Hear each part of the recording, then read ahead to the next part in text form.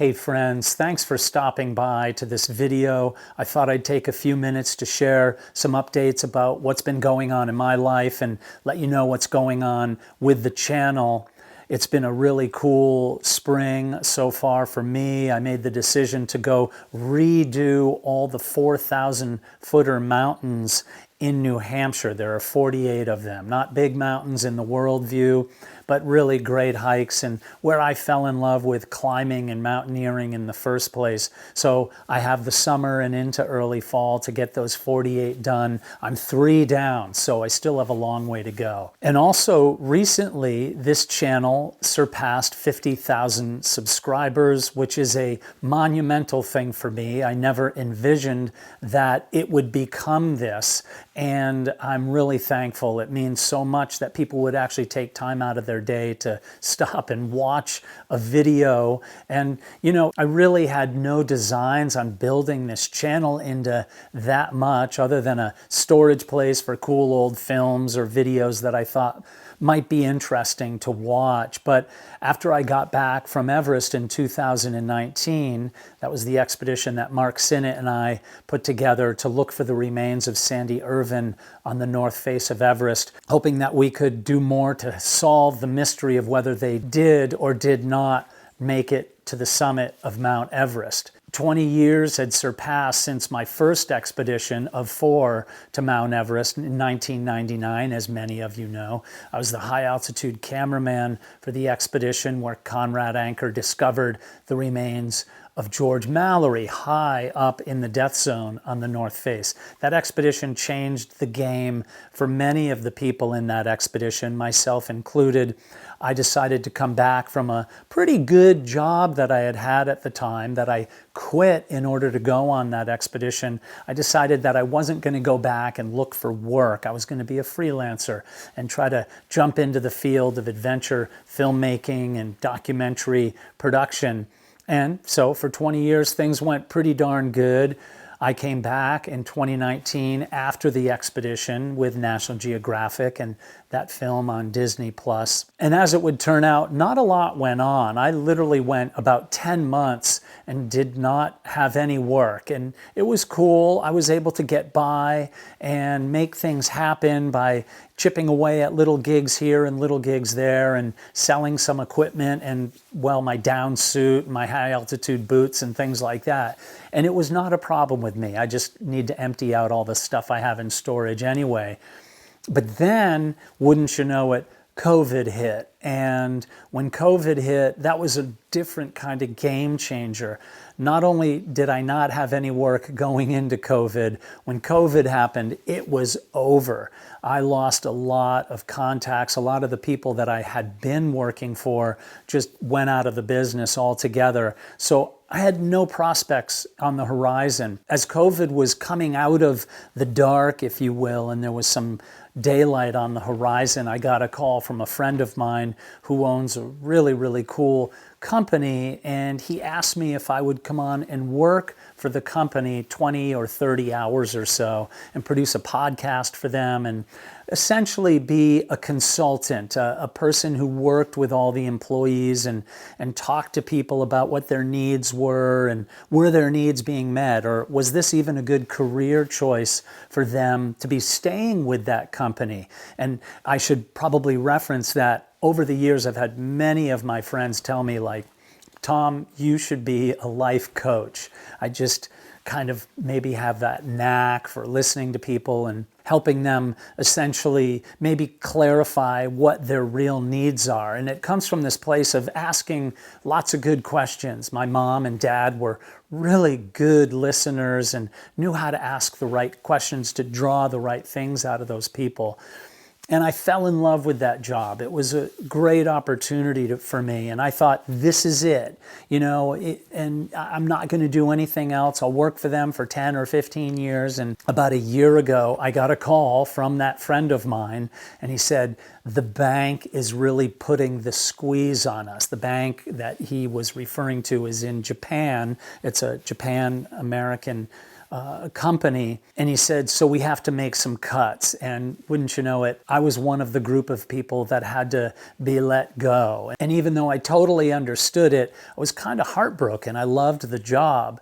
And so I immediately decided that I'm going to set about trying to build this Everest Mystery YouTube channel. So I did a ton of videos on the mystery of Mallory and Irvine and other topics that were surrounding the 8,000 meter peaks and other mountains of the world, constantly looking for ways to grow the channel. So I sought some advice from a consultant, if you will, in the business who said, this is how you're going to grow your YouTube channel. You have to do shorts every day or every other day and do community posts. And I'm really happy with what I did, but going back, I realized how much effort I was putting into just putting a short up on the channel every day. And I still will do those shorts, but I was resorting to some, I guess, somewhat sensationalist tactics and following advice that at the time seemed okay, but now looking back, I'm like,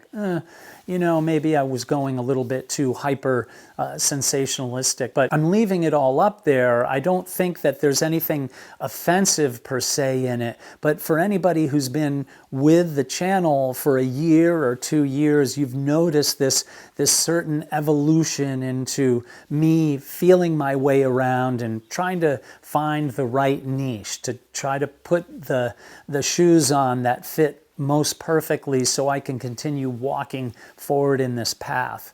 Anyway, I'm going into this long explanation of telling you that this is a future of this channel video, and I wanted to tell you a little bit about where I'm at and why I wanted to share these things with you today as opposed to never or a month ago. So when things were a little bit slower and I didn't have that many subs, I used to try to answer every single comment on the channel every single day.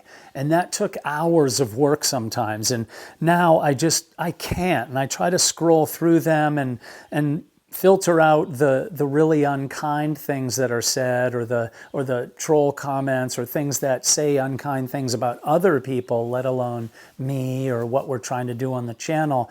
But I just can't keep up with it, unfortunately. But the one thing that I've noticed is that the good by far exceeds the bad in terms of the comments and the people that are attracted to the channel. And here's why I can say that is because some time back I had a plan. I was going to do a whole bunch of videos related directly to the mystery of Mallory and Irvine. And I had a lot of really good stuff, some interviews planned. And then there was a movement, if you will, that was really to the contrary of anything positive that I had set out to do. Some of my colleagues, Jake Norton, Jochen Hemleb, and in some of the interviews I had here with Andy Politz, for instance, just these really contrary movements to criticize some of the things that we had done in 1999 and to try to build some anger or hatred toward what it was that took place back in '99, or even hatred and anger toward not agreeing with certain ideas of what might have happened to Mallory and Irvine.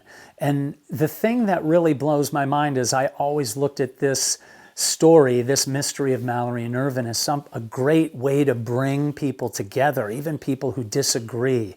Oh my gosh, what about this theory? Or what about that theory? Or do you think they stopped at the second step and then went back down and then tried the Norton couloir? Or did they just go straight for the Norton couloir and things like that? And, there was so much hatred and anger and a movement that, in my opinion, took any progress that had made and drove it into reverse, really did a lot of damage overall to it, including I just decided to jettison a bunch of ideas. I was like, I'm done. I'm not doing this anymore. I'm not going to do it because a lot of the reasons I was building up to it was to try to satisfy the anger and the hatred and the trolling of people who really don't have much better to do with their time than generate negativity. And that's not what my life is. I mean, I've spent years and years and years of my life in meditation and going to 10-day silent meditation courses and working on my own evolution as an individual, as a human being. And I've always slowly come to the realization that we're all one. Even the, if you will, the people who want to be an asshole and try to make people dislike you. Hey, everybody's doing the best they can, you know? And one of the things that I heard one time that I thought was just the greatest saying, all paths lead to awareness or enlightenment. The shortest path is love.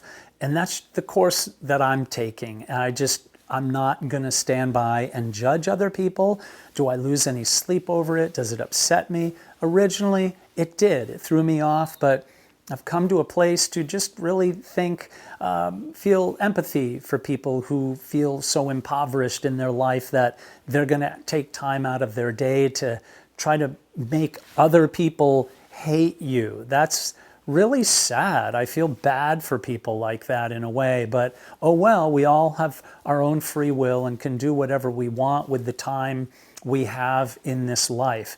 Life is short, so I'm choosing, and I think most of the people who come here to this channel are choosing to use their creativity in ways that bring people together, that make the world sunnier and happier and a more beautiful place to be. I also want to bring up the video of my good friend Jake Norton that he did called Conspiracies and Lies. Jake, in my mind, is the single most important person working on the mystery of Mallory and Irvine anywhere, bar none. He addresses directly the conspiracies and lies about the 99 team and about some evidence, if you will, about the mystery of Mallory and Irvine. All I ask is that you take the time to go deep into your own heart to make up your own decision. If you hear something that doesn't feel right or doesn't seem right, you make up your own decision before jumping to a conclusion.